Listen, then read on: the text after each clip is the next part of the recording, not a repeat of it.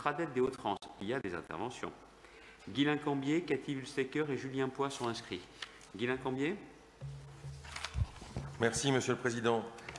Vous le savez, le SRADET a été approuvé par arrêté préfectoral le 4 août 2020. Il est rentré en application depuis cette date pour tous les acteurs, que ce soit des porteurs de documents locaux de planification tels que les SCOT, les plans climat air énergie territoriaux, les plans de déplacement, les chartes de parc et d'autres encore. Nous avons voulu un SRADET mobilisateur. Nous avons voulu partager la mise en œuvre de ce schéma dans un esprit de bienveillance et d'ouverture avec les acteurs concernés. Nous voulons en effet un SRADET mobilisateur, pragmatique, pour plus d'efficacité dans nos territoires. Notre démarche est donc celle d'une prescriptivité intelligente, bien au-delà d'une simple prise en compte des objectifs et d'une comptabilité des règles. C'est l'illustration de ce bilan que je vous livre ce matin.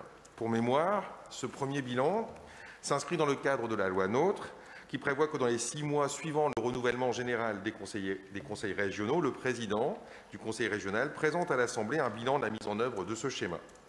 Compte tenu du peu de recul temporel, précisons d'emblée que ce bilan n'est volontairement pas exhaustif, notamment sur les aspects quantitatifs. Il va donc se focaliser davantage sur le panel d'actions qui ont été engagées par la région pour accompagner les acteurs dans son application, notamment par l'appui et la mise à disposition d'outils d'accompagnement de l'Agence Hauts-de-France 2040 que je salue. Ce qu'il faut retenir, c'est que l'application du SRADET ne se limite pas au seul volet réglementaire. D'autres modalités à caractère non prescriptif sont concernées et sa mise en œuvre peut s'illustrer ainsi par plusieurs leviers d'action. Je me limiterai et je ne vous en citerai que 4.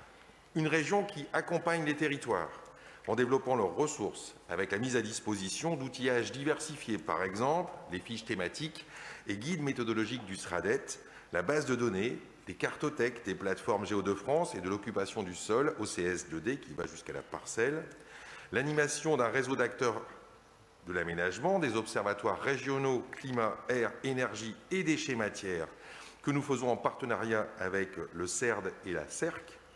Si nous voulons un territoire régional cohérent, la bonne articulation entre le SRADET et les planifications locales est en effet un enjeu majeur.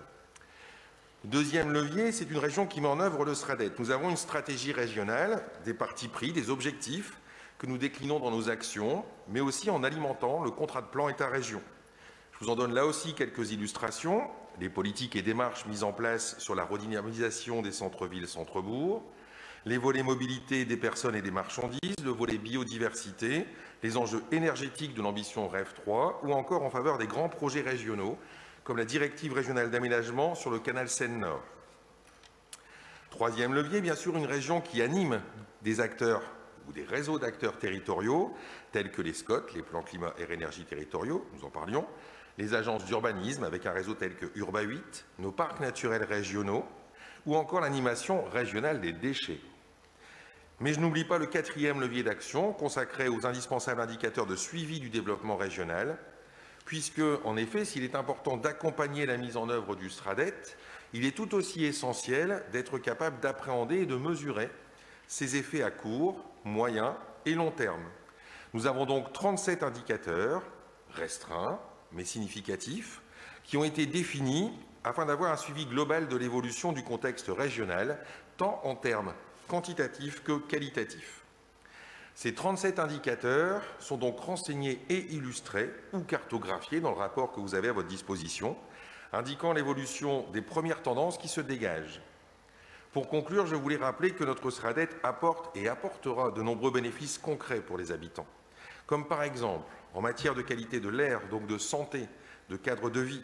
Pensons par exemple au report modal vers le fluvial et le ferroviaire, le développement des mobilités douces, la préservation des milieux naturels. En matière de réduction des risques, grâce aux leviers mobilisés en faveur de l'adaptation au changement climatique. En matière de pouvoir d'achat, avec la baisse de la facture énergétique grâce à la réhabilitation thermique des logements, la diminution des mobilités subies grâce à une meilleure mixité entre habitat et emploi et la mise en place de tiers-lieux. En matière de déplacement interterritoire facilité, grâce à une meilleure intermodalité et une meilleure offre. Ou encore, concernant l'attractivité des villes et bourgs, centres de proximité à l'aune des évolutions des nouveaux modes de vie.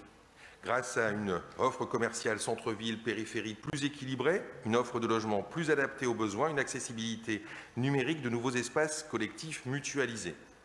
Enfin, un dernier point d'importance, et j'en termine, sur la loi Climat et Résilience du 24 août 2021 qui entraînera le lancement d'une démarche d'actualisation du SRADDET au plus tard 1 an après sa promulgation, c'est-à-dire avant le 24 août 2022. Nous avons donc bien sûr attendre la publication des décrets au cours de ce premier trimestre, ça ne devrait pas tarder, pour pouvoir aller un peu plus loin justement dans sa détermination. Les principaux impacts de cette loi concerneront 3 domaines: l'artificialisation des sols, la localisation des constructions logistiques et la déclinaison de la planification pluriannuelle de l'énergie. Sur ces travaux en particulier, le SRADDET a déjà engagé un certain nombre d'actions. Je vous remercie et reste à votre disposition.